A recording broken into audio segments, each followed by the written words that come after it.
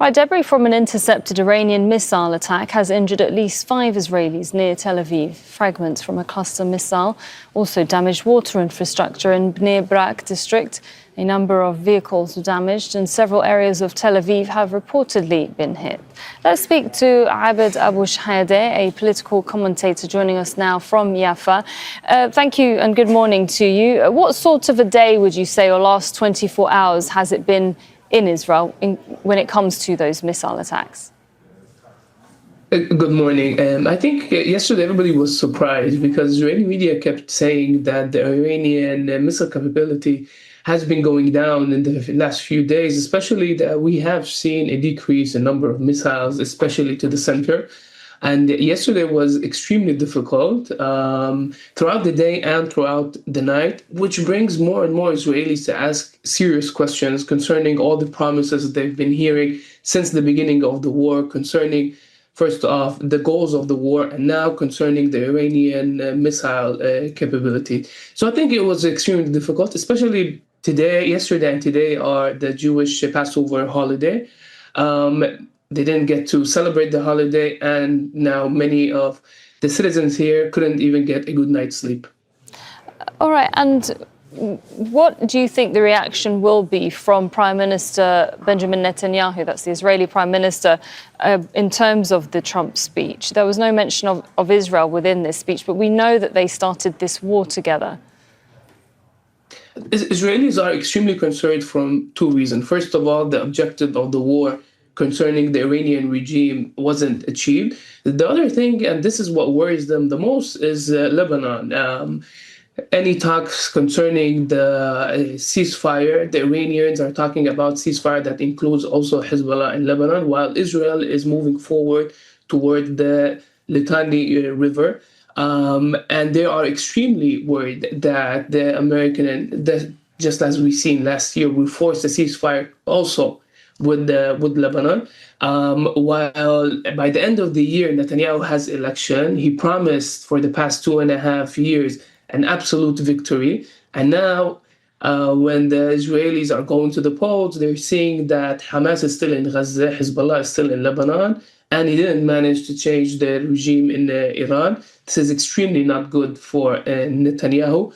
And as we've been seeing, there are more threats on Israel today than there were before the 7th of October. And even though Israel has used massive force and power and destruction in Gaza and Lebanon and Syria, they need more military power now. They need more men to join the military. And there are obviously also internal problems concerning the Hasidic Jews who are still refusing to enlist their young men into the military. That actually does bring me to the next point, which is that the Israeli military is massively overstretched.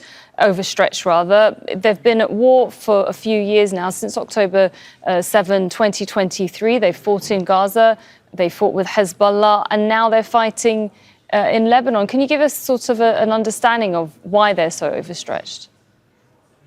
I think the best example came when the Israeli military chief of staff, Eyal Zamir, answered back to the Israeli Knesset members who sent him letters concerning the decision he made over the Netzach Yehuda battalion who attacked the CNN reporters last week in the West Bank, who asked the chief of staff to allow the same soldiers who attacked the CNN reporters to go back to the military. His answer was, instead of focusing on this, it's better to push for policies that would get more men enlisted into the militaries and more soldiers to the military. And this shows the problem that the military has with the political elite concerning the overstretching of the Israeli military. The political elite wants to expand the war to stay in the northern Lebanon and northern Syria, while the military has an extreme problem with not enough soldiers to keep all of these occupations happening. So how does that marry up with the fact, and this is no hidden secret, that Israel, including Prime Minister Benjamin Netanyahu, have talked about a greater Israel? They call it the so-called buffer zones, areas in Syria, areas now in Lebanon, which is effectively an invasion in southern Lebanon, more land in Gaza as well. expansion in the West Bank. How will they have the resources to do that if that's the plan, to have a greater Israel? Some things are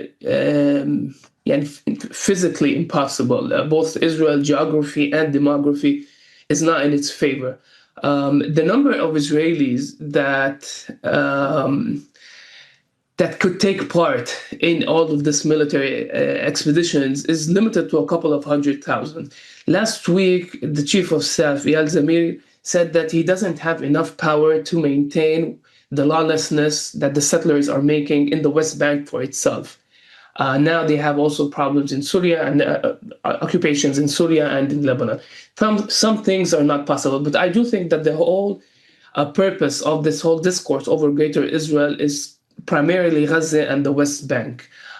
Israel can't keep the occupation as long as there's resistance, obviously, in Lebanon and in Syria, but they are focusing more and more on the West Bank, on Area C.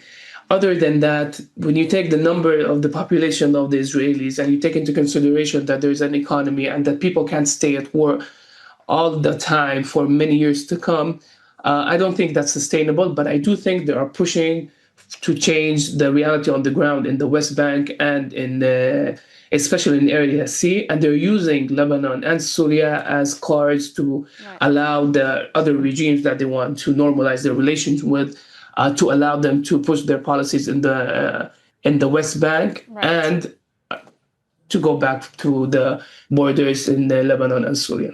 Okay, thank you very much for your thoughts there, Abed Abou Shhadeh, a political commentator in Jaffa.